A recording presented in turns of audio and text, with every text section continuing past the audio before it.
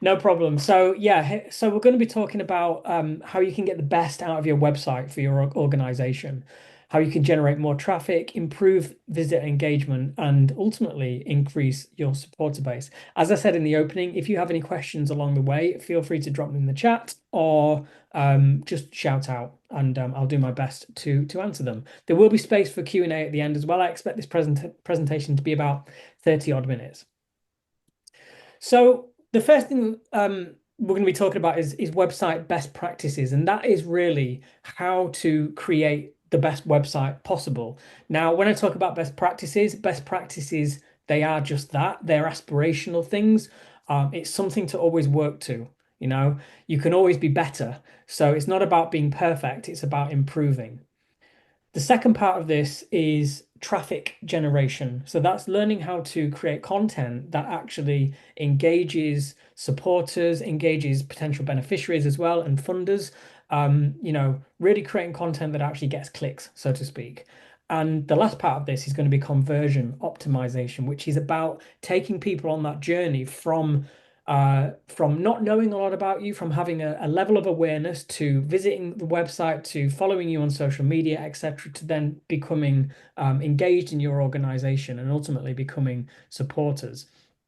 I'd be keen to know if you just drop in the chat which of those three, one, two, or three, is most interesting and relevant to you at this point today. If you just drop one, two, or three in the chat, all of them, two, one, two, three. Wow, okay.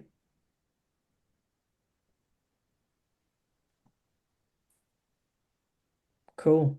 Yeah, so a good spread. I couldn't call it. I actually thought the number two would probably be the most popular, but yeah, seems we want some information on all of them. So hopefully there'll be something of value for everyone today. Um, I'm going to be throwing quite a lot at you because I've been doing this a while. So I've actually got a free resource that I'm going to send after this session, either later today or tomorrow. And it's basically a website optimization checklist. So everything that I'm covering today is going to be in this document for you to work through as well. So don't feel that you have to know everything down as we go or remember everything. And I would also say that I'm going to commit from next year to running these every month. So we ran one last month. There's one to, obviously today. I'm going to be running these free trainings every month next year. So I'm going to be reaching out to people, finding out what kind of topics they want me to talk about. Generally, it's going to be of the sort of digital marketing comms sort of space. But it might also be CRM data. It might be more technical stuff. I'm really just looking for to provide as much value as I can. So I'll be reaching out after this as well to find out what people want me to cover in these sessions. But you will get invited to them in the weeks before I actually run them as well. So look out for that over email. And just before I dive into it, I'll just give you a little background on myself for those who don't know me. So my name's Matt Saunders. I am a digital designer and marketer, and I've been doing this for well, actually nearly 25 years. I did my first website in 2000 as a hobby and just like loved it and made it, went to university, turned it into my profession. I've worked in various different organizations since then. I moved into working with charities about, when was it, 6 or 7 years ago. And since then, I've worked with about 40 organizations. I'm also a trained and certified business coach as well. So I do a lot of mentoring with other people in this sector, in the creative design development, creative sector, to help people essentially build better businesses because the work that we do is essentially the engine for so much of what actually gets put out there in the world. So yeah, supporting people on that as well. Self-published a book called The Digital Charity back in 2020. And as you can see from the picture there, I've got two beautiful little daughters. That's us feeding the ducks on the day out. So that's me. And this is website best practices, which is the first part of this. So yeah, as I just want to kind of just reinstate this idea that best doesn't mean perfect in the sense that there's always more to do, and best practices always shift as well. Things always change. So the stuff that I'm going to go through here today, Basically, what I'm saying is there are a lot of websites out there, including my own, that aren't amazing in all of these areas, but we do our best to work towards them. So I've separated this into what I'm calling technical best practices and user experience best practices. So that is the tech that the website is built upon and the way that people actually consume the content. Those are two different ways of looking at your website. So these are technical best practices. Essentially the fundamentals, really. First one, excuse me. The first one, and I'm going to start with the real basic. The first one is mobile friendly design. And this is, websites that are developed for people who are on the go, with varying screen sizes, potentially on low speed connections. That they're on the bus and they've only got a 3G connection or something like that, and they're on their mobile. You know, I'm sure we've all experienced when traveling or, sitting in front of the TV, you go on a website on your phone and it's just not really, it's not designed for that experience. There's different levels of mobile friendliness. You can go very, very basic, but you can also actually design and develop for those users. And it's worth doing this because most websites have a visitor rate of between 40 and 60% who are going to be on mobile devices. And that includes sort of tablets as well. So what we see on the desktop, on the laptop, on the screen is not the full picture, really. So we need to consider mobile friendliness as well. Another fundamental is the speed at which the website loads. So images and pages optimized to, download quickly and display quickly, again, across all of those devices.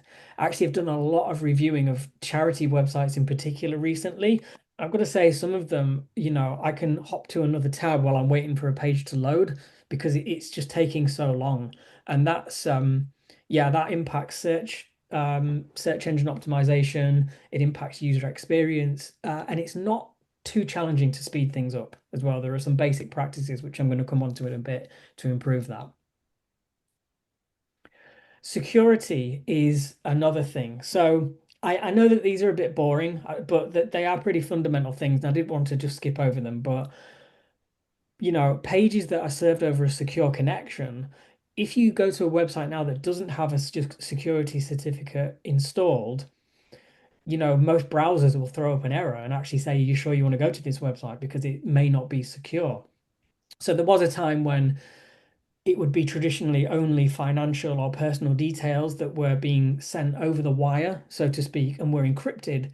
They had to be secure, but everything else didn't. Whereas now everything does need to be served in that way. Another technical best practice is accessibility. This is something that often gets forgotten, and it can be quite a contentious topic, really. I mean, I've worked in the design industry for professionally over 15 years, and accessibility is something that no one ever really talks about. And usually, because my personal hypothesis is the people that are building this stuff are usually young and able-bodied and don't have experience of additional needs. And therefore, they don't necessarily think about inclusivity or accessibility when they're building this stuff.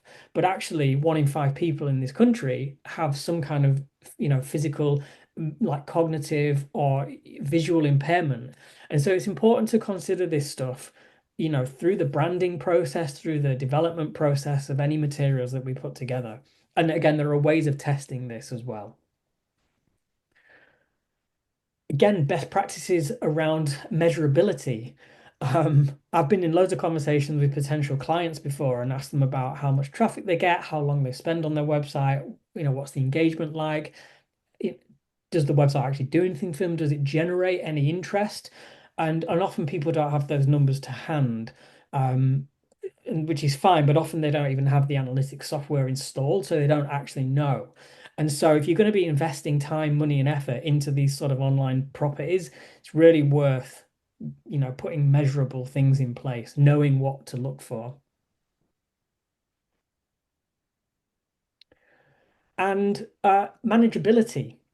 This is another thing that, we hear a lot about. We had a website built a couple of years ago, but the developers disappeared and we can't even log in anymore.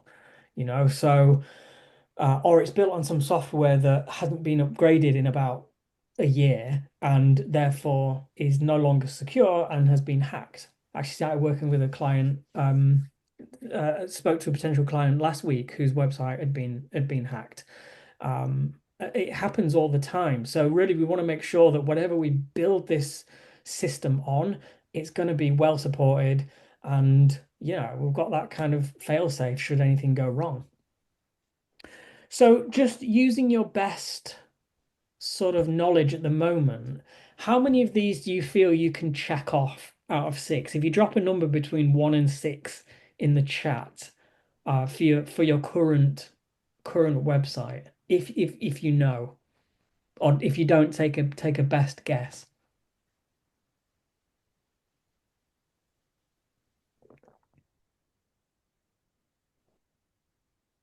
Cool. Four, three, five. Great.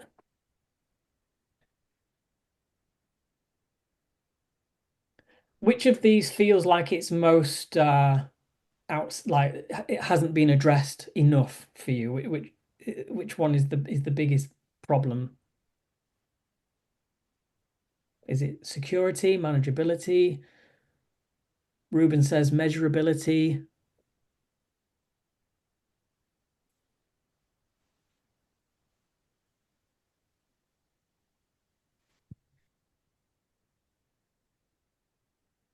Yeah. So it looks like, yeah, making this measurable is a real challenge for people. Cool. Okay. Thank you. I'll move on to the next slide. So that was your technical best practices. These are your UX best practices, user experience condensed into just a acronym. Is that the right word? So the first one is, and these are a bit more nebulous, if you like. The first one is being purpose led. So websites that meet UX best practices tend to address the what, how, and the why of the organization. And they do it very quickly. It's the mission and the vision, and it's direct and it's clear. There's this idea that when you land on a website, if you can't tell if it's for you or not within the first few seconds, people tend to bounce away. I don't know how true that is. I don't have the data to hand, but it's certainly something that seems to be in the folklore of user experience design. But whether it's true or not, I think it's just a good principle, really, to make sure that everything you do is purpose led. Next one is it's kind of in the same ballpark, making it targeted. So very clear who the target audiences are and actually speaking to them consistently in multiple places. And that's not just on the website, that will obviously be on social media as well. It will be on any email marketing that you do, printed materials, those things. It's got to be very clear who the target audience are.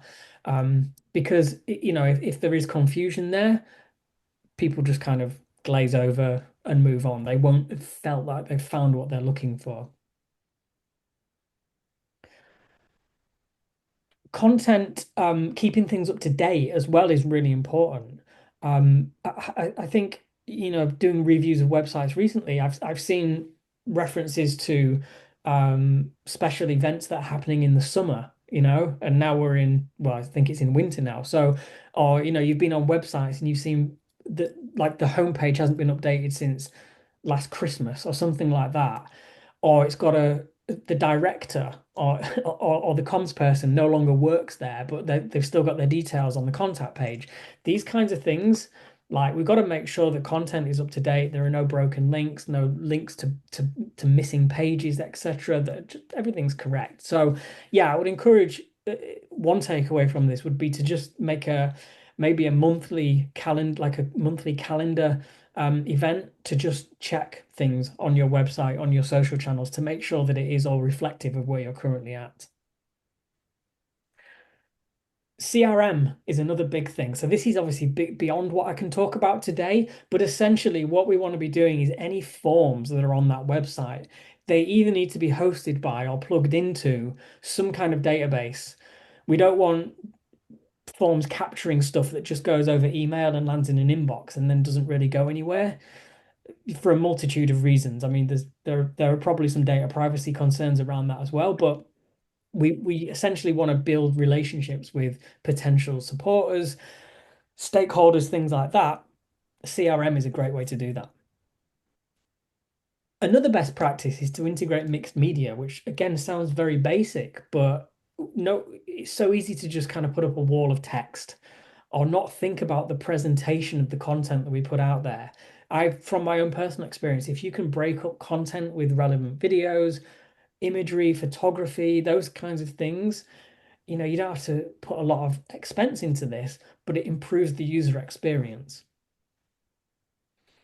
And finally, best practices around emotionality, making sure that whatever you do does create that emotional connection with the end user, sharing case studies, statistics, stories, displaying the impact that you have.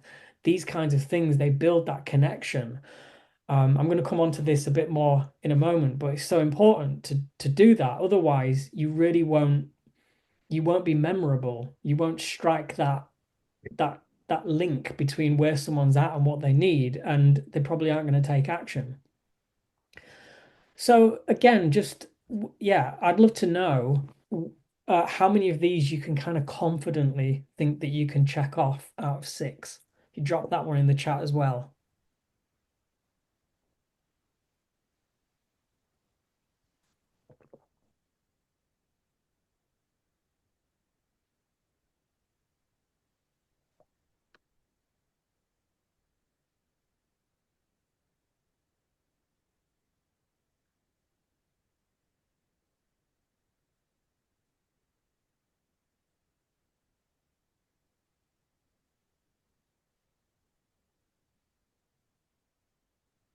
Cool, thank you. And which one would you say is the most challenging or controversial one for you?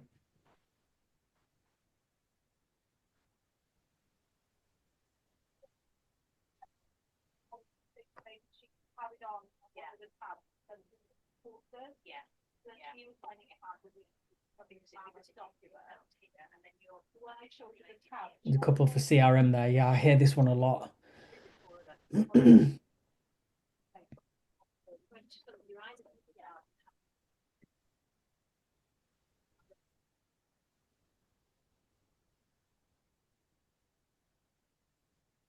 Too many audiences. Yeah, yeah, I've seen that one a few times. It can be so tempting to try and appeal to everyone.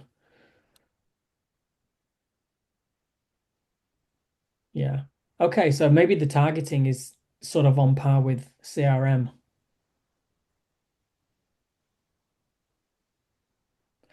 Okay, so yeah, well, I mean, it looks like there's already some potential takeaways for you here of things to look at, and you'll get the worksheet afterwards as well to move forward. I'll go on to the next section now. Before I do that, I just want to drop some useful links. Again, these will be in the resources, but you can check your website speed. You can check its accessibility. Now, the accessibility one is a very basic version of that. Obviously, everybody's needs are individual. So, depending on the kind of organization that you are and your target uh, visitors of those websites, you might want to do independent research into levels of accessibility that you need to meet. But the web aim, the wave checker there is a good place to start. Analytics software, there's obviously Google Analytics, but Microsoft have come out with a free competitor to Google Analytics, which in my opinion is a lot better. It gives you things like this little heat map stuff there, so you can actually see where people are using, where how they're scrolling on pages and what they're looking at. So I don't know if anyone's used that, but it's really worth taking a look at.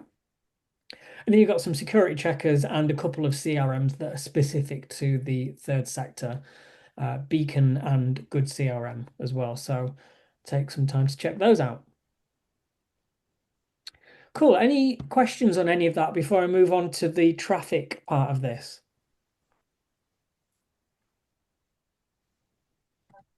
We all good? Cool. Okay. So traffic generation then. So yeah, I was going to ask what. challenges people have around this? Because I did a bit of research before putting together the slides, and it seemed that a lot of people were, wanted to bring more visitors to the website. Does anyone care to share in the chat how they currently get traffic? Like how do you currently bring people through to the website, and what is it that you feel is stopping you from increasing that? Bit of an open question, but if anyone's got any thoughts they'd like to share on that, I'd appreciate it. Links from social media, social posts, social media and a monthly newsletter, socials, that's cool.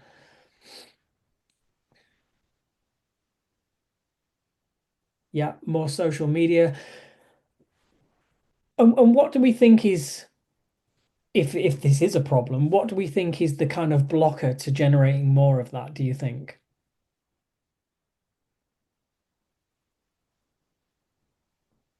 Any ideas?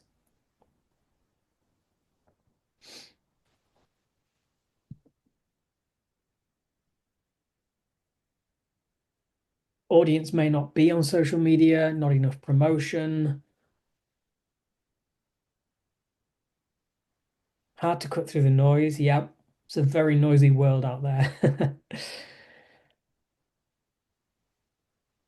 A very specific provision, and if you don't need us, you wouldn't know about us. That's, yeah, I can imagine that being quite a unique challenge. Yeah, not reaching people in new areas. Okay, cool. So thank you. That's yeah, that's really good. I'm going to make a note of some of those things for future workshops. But for now, I'm going to talk you through a bit of a framework that we can use to increase traffic. But first of all, I don't want to overwhelm anyone, but there are so many ways that we can generate traffic, that we can put ourselves out there, posting on social media, running webinars, paid ads, SMS campaigns, podcasting, press coverage, etc., etc. And so I think the challenge, especially if you're a small organization and you have one comms person and it's their job to do all of this, or at least to do some of this, you can really struggle knowing where to focus. That's why I thought I'd just drop this little image in here of someone just like, how do I even know which things to do? Because, with each of these, inside of each of these is a whole set of different challenges and ideas, right? You don't just appear on podcasts, there's a whole process behind that. You don't just invest in SEO, there's a whole process and probably some expense behind that as well. So you can end up just being a bit frazzled by this whole thing. So, how do you actually create focus in your marketing comms to make it more and more effective? I'm going to start out with some what I'm calling first principles, because what I don't want us to do is go down this road of trying to determine which channels are right for you in this presentation, because I don't think that's going to be most helpful. If we take a step back and look at first principles, the channels and the content itself become a lot more clear and obvious to you. So if you do ever feel overwhelmed and not know where to invest the time and effort into each of those things, hopefully this is going to help. So the first thing to look at is your audience. And on the last couple of slides ago, a lot of people were saying that too many audiences, it wasn't targeted enough. So really the first invitation is to think about who your audience are and what is it that they actually want. This sounds so basic to say, you come in this webinar and I'm just giving out this basic stuff, but in my experience, so many of us kind of skip over this, or I don't know, it's difficult to really get clarity on it. So we do a lot of guesswork, and we build a lot on top of that guesswork, and then down the line we realize that it was wrong. And so it looks like we've wasted a lot of time. And so, yeah, what I would invite you to do is get really clear on who that audience is, who they are, what do they want, because as an organization, you're then going to make a promise to them. What is it that they want? And what, on the other side of that, is your, as an organization, what is your promise to them? once you have established that relationship, you can then get into this idea of asking, getting people engaged. So what's your promise to them? And then what is your offer to them and what do they get as a result of that? Helen says, what do I mean by promise? I'm going to give you an example now from a national charity, the Woodland Trust, who I donate to every month, just to make this really clear. So their audience, they actually have multiple audiences, but I'm just keeping this really simple. You could say their audience is nature enthusiasts. And their promise, if you go and look on their website, they actually have a very clear three-step. It's to create, protect, and restore woodland. So that's their promise. So nature enthusiasts, people who go walking, people who take their kids out at the weekend, teachers who take the class out, that's what they want. And so the promise is to create, protect, and restore woodland. And that's what you say to them. This is what we can do for you. And our ask of you to help us with this is to become a member. And that's going to help us to create healthy habitats for people and wildlife. It is, yeah, Gemma says, is it similar to a mission statement? And I guess it is similar to a mission statement. In a way, it's your vision and mission statements actually do in my experience, they inform more of the comms that you put out at the base level. So yeah, it's very close to a mission statement. You then use it to generate comms that would appeal to those different audiences. So hopefully you can see how this maps across now. Nature enthusiasts to create, protect, and restore woodland. What's your offer and what do they get? Well, your offer or ask, if you like, is become a member and you can help us create healthy habitats for people and wildlife. I've actually taken this content from their website as well, so I'm not just making it up. Is that, yeah, is that clear and even more importantly, helpful to everybody? Does anyone else have any other questions?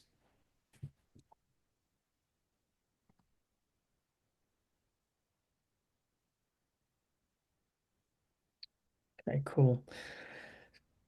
So, yeah, I mean, I know this stuff, it sounds relatively basic, but I know it's also easy to forget in the midst of looking at all of those different social channels and things that you could be doing. So these are the first principles, and there's a very nice framework called the AIDA funnel, which is awareness, interest, desire, and action. Has anyone heard of this?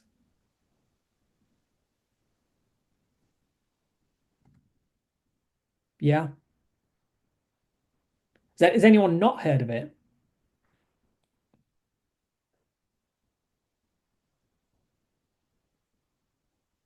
Okay, so a few people have heard of it.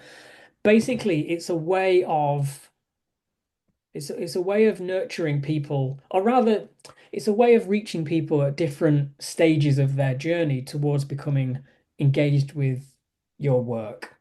So there's four steps to it. The first one is awareness, and this is about you basically just saying, we exist, and this is what we do. And throughout this as well, I just want you to think about how this maps to website content, social media content, videos, any comms that you produce. We can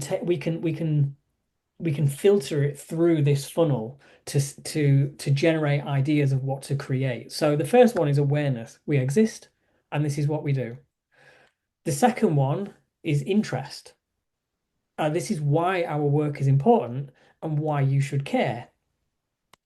The second one is desire, and that's saying your support matters, and here's why. And the last one is action, which is take action to make an impact now.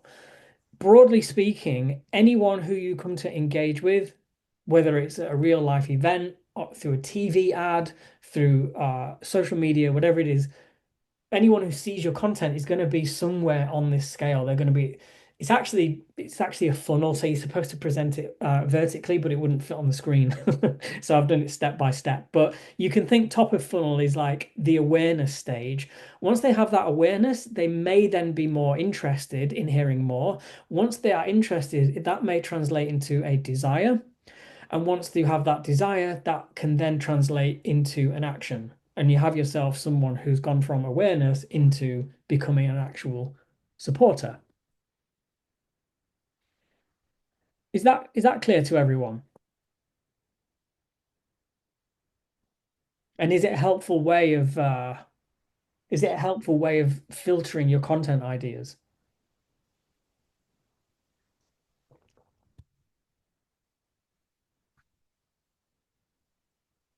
What I will do is I'll continue the Woodland Trust example. Um, oh, Claudia, thank you. That's nice to hear.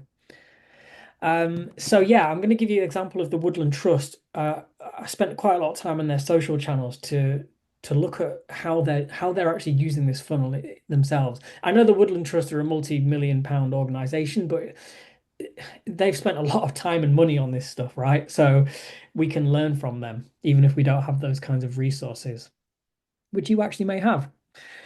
Okay, so the first step, we exist and this is what we do.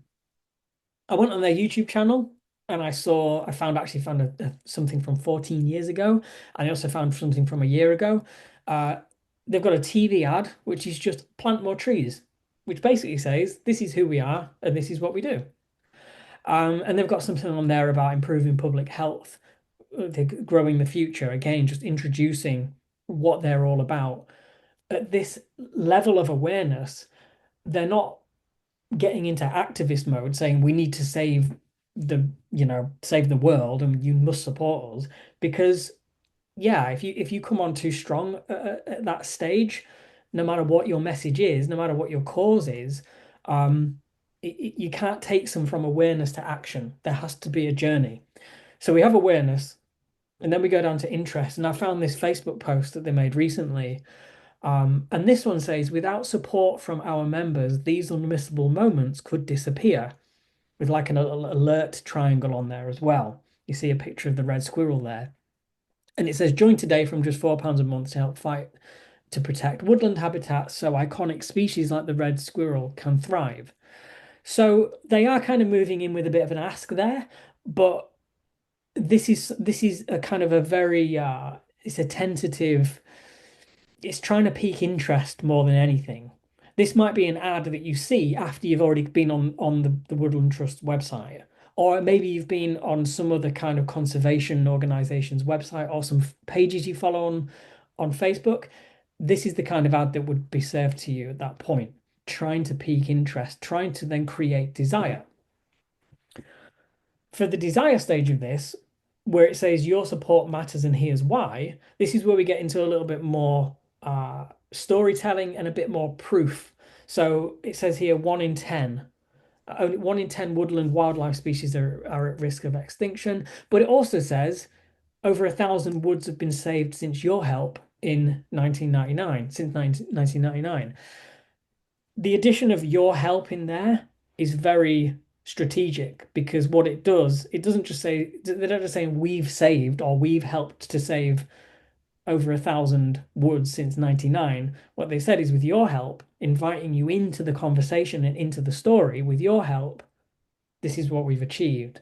So that fulfills this criteria of your support matters and here's why. And lastly, when it gets to the action point, and the action is essentially, right, I've got my debit card in hand and I'm about to help you. I'm about to engage with you in some way. I just need to know like some final things. And so what this does, it answers some basic questions that people have. How much of my donation is going to actually be used for what I intend it to be used for? And there's also some stuff in there about what members receive, the welcome pack, the directory, the guides, the magazine that gets sent to them and all this sort of stuff.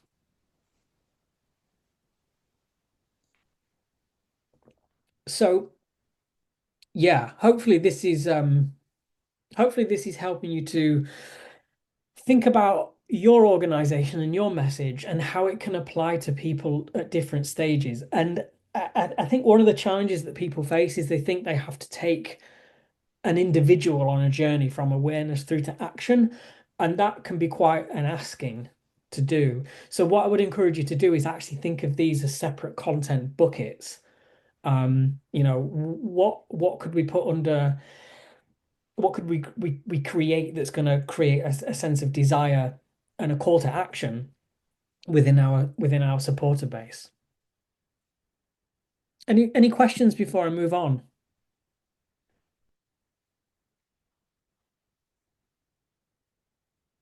All good?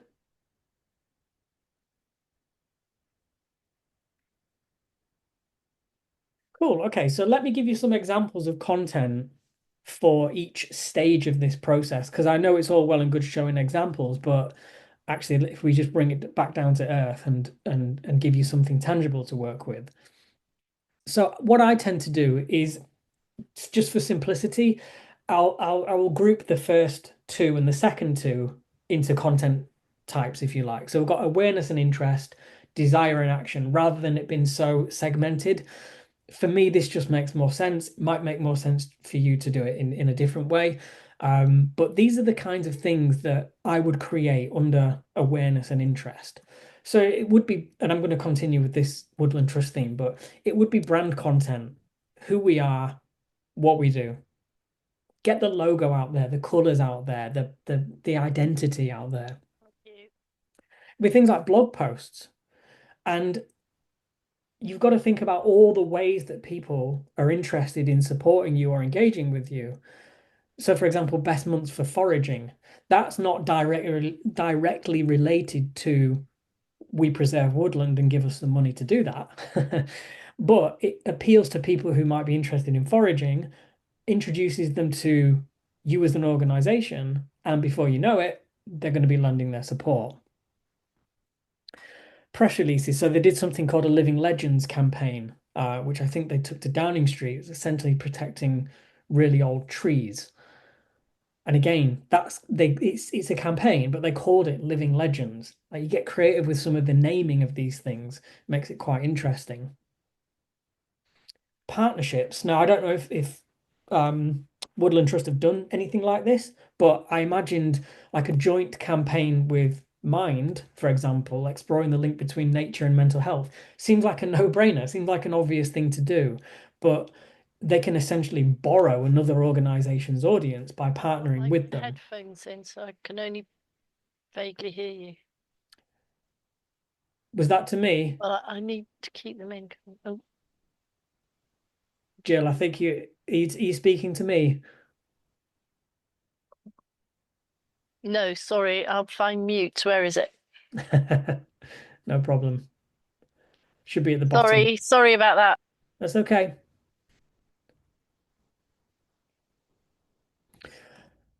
Social proof. Social proof is another great way of generating awareness and interest. For example, John and his daughter love walking in these restored woodlands. It's just like an image, like just captures a small story that can be put out there and published. And so that's awareness and interest. Desire and action, again, that gets when it gets a bit more into, we're getting serious now. Can you help us? So this might be impact reports. So I'm taking that Living Legends campaign. We have the headline, the press release. Oh yeah, that's interesting. But the people that actually want to support you might be more interested in the actual impact that you have. So impact reports are obviously useful for that, because that's exactly what it does. Statistics, you pull things from that impact report. For example, the 1,186 woods saved since 1999. And some organizations sell products as well. So exclusive time limited offers, things like that. For example, if you join in December, you'll get a free 2025 calendar. So that's some of the types of content that I would use if I was promoting an organization like the Woodland Trust, to yeah, to follow this AIDA sort of funnel.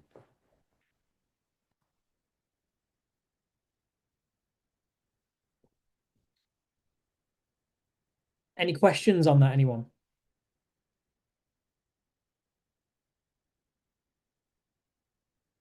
Okay.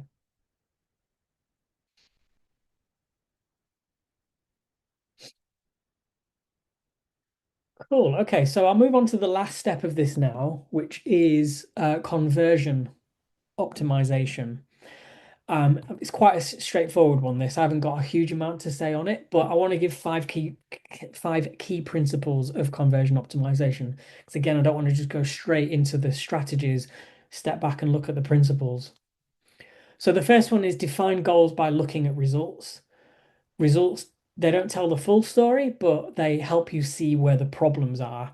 And it's difficult sometimes to define goals from point A. Sometimes you've got to look at point B and then work backwards. So what is it you're looking to improve?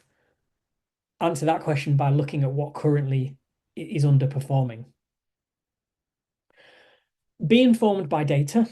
So time on page, scroll depth, drop-offs, heat maps, where people are leaving the website, are social media content, anything that bombs, that doesn't really get much engagement. Just make a note, a mental note, or track it somewhere, um, so you know what's working and what isn't. I would also say use your intuition to do it like a what I call an internal sense check. If you have a team around you, you can just ask people and just talk it through. Like this content here, how do we feel this might perform, or why do we think that this particular campaign didn't work? Yeah, use intuition as well as data. I would also suggest conducting stakeholder research. So that is the people who you want to help or the people who you are asking to support you. I do this a lot in a coaching capacity. I'll reach out to people and ask them what their challenges are. Um, when I've worked with people, I always get feedback like what's the what are the headlines here for me to look at? How can I improve? And lastly, iterate rather than redesign. There's such a temptation sometimes to throw the whole thing in the bin and start again. But actually, when you've done a piece of work, whatever that work is, there's generally some good stuff in there. So you can usually build on top of that and iterate and improve rather than going back to the start. And so finally, some conversion optimization tips and insights for you. First one is brand awareness. So it's easy to beat yourself up if things aren't really working very well from a conversion perspective, from a donation perspective, whatever it is. If people aren't aware of you, go back to that AIDA funnel, you can't take them from the top to the bottom just like that. There has to be, and I've heard this banded around as well, at least 7 interactions with your brand across different mediums to build what's called the know, like, and trust factor. I.e., do I know this organization? Do I like what they're about? And ultimately, do I trust them? Because if I don't know them and if I don't like them or if I don't trust them, probably not going to help them in any way or work with them in any way. So brand awareness is kind of like the background to the whole conversion optimization thing. Simplicity. So you know, confusion kills conversion. Make engaging with you as straightforward as possible. I know it's so simple for me to say, but it's also very easy to overcomplicate things if we have complicated donation processes, if it's not clear how to get in touch with you, just stuff like this. Always think from that end user's perspective and imagine them on the move, maybe on a mobile phone with a poor connection, with not a lot of time. Imagine the worst possible scenario for them and then design and build from that place. Make it as simple as you can. Another idea is this idea of a hero story. Again, this is pretty big in if anyone's read Building a Story Brand, I recommend reading that. It's around positioning the people that are going to be working with you, whether it's a donor, whether it's a volunteer, whoever it is, to position them as the hero of the story and make them think and feel and see how their contribution can be the catalyst for what they want. So, in fact, I think you used the example with the Woodland Trust earlier, the simple wording of we've helped restore this number of woods with your help, you know, just little things like that can just bring people into that story and make them feel like, oh, if I donate here, then it will actually make a difference. My money's not just going to be going off to, a shareholder's back pocket or admin fees or something like that. position them as the hero. Social proof, we kind of covered this as well, but use data storytelling just to show how other people's donations of time or money have made a specific impact aligned with what they want. So again, it's about understanding what who people are and what they want, and then just showing to them more and more like if you get involved, we can do this and it will help and you will feel good as a result. Transparency. So this one's a bit of a cynical one. I'm not keen on it, but sometimes people may have skepticism around charity in general, right? It's how those donations are going to be spent, who's running this, what's the agenda behind it. You get all kinds of political stuff going on. So the more transparent I think that you can be, the better, really. And finally, urgency. So to improve conversion, we might look at urgency. So this tactic can prompt potential donors to take action when otherwise they might not. And I've put please use sparingly. You see this a lot in like the climate space, the climate crisis, been rebranded as climate crisis, and people saying time is running out. That's a very urgent tactic, if you like. Obviously, it's based on data, and I'm not going to dispute any of that, but it's a method that people have used.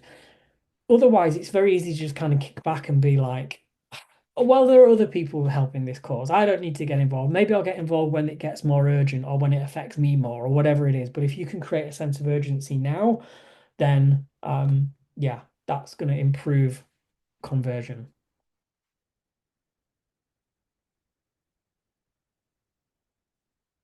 That makes sense to everyone. And is it helpful? Yes, it is. Cool, thank you. Awesome. So the key takeaways here, and I've used this as a sort of a building as the best image I could choose. But the key takeaways are there's three of them. So the first one is master the fundamentals of your website. Ensure it's as good as it can be from a technical and user experience perspective. Again, we're not going for perfection because that doesn't exist and it will just keep running away from you. But if we can just keep continually improving and just go with the best intent, you're not going to go far wrong. Focus on principles rather than channels. So this is why I haven't gone deep into any of the particular mediums, if you like, and filter content through the AIDA funnel to appeal to audiences with different needs. I'm a big believer that if when you look at your content from that perspective, it's going to help you decide where you should go and what you should say. And finally, commit to consistent improvement. As I said a moment ago, be okay with everything not being perfect because it never will be.